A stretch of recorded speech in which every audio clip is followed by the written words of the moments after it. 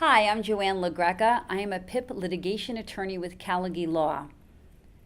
Today I would like to discuss with you an issue that comes up fairly often in my practice.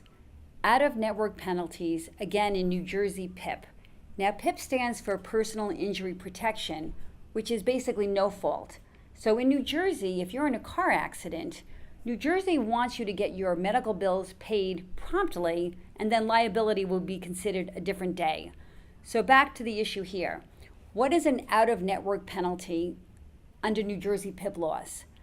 Basically, the PIP carriers often have what's called a voluntary network.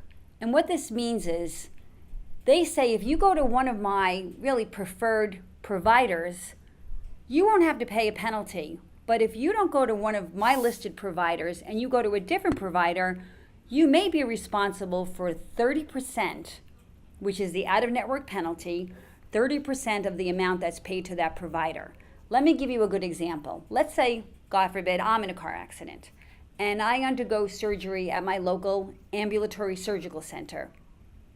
Everything is good, I'm starting to feel better, and then I get a bill in the mail that I have to pay 30% of the amount that the facility is entitled to get from the PIP carrier. And I'm like, whoa, why do I have to pay this?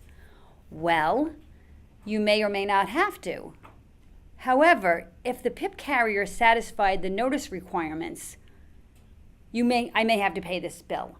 So how does it work, the notice requirements?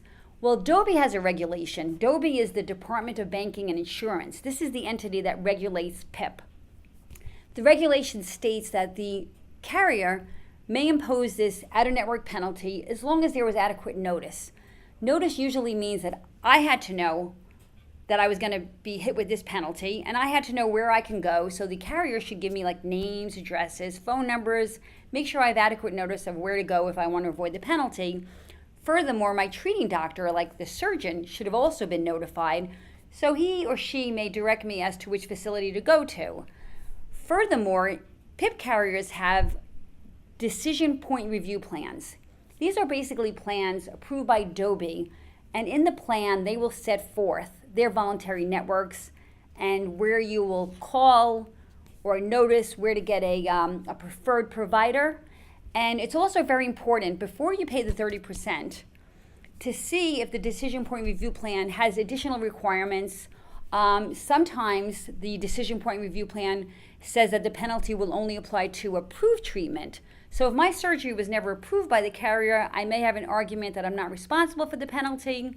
Bottom line is, the facts matter, the notices matter, and we would love to help you.